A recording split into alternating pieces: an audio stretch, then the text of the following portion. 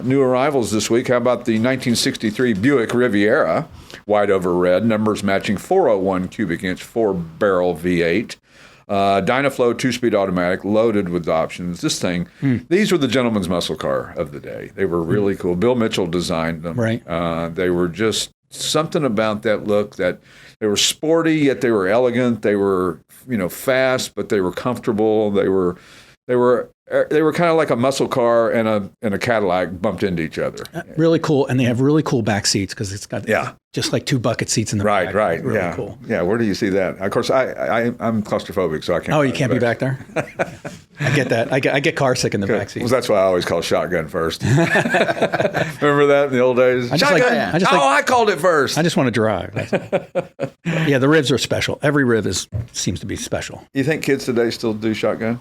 No. I don't think so. Nobody cares. Because the back seats now are cool. Kind of cool. Yeah. You can be back there and you can be doing your own You thing. can get their phone or their screen. Sure. And texting the guy in the front seat.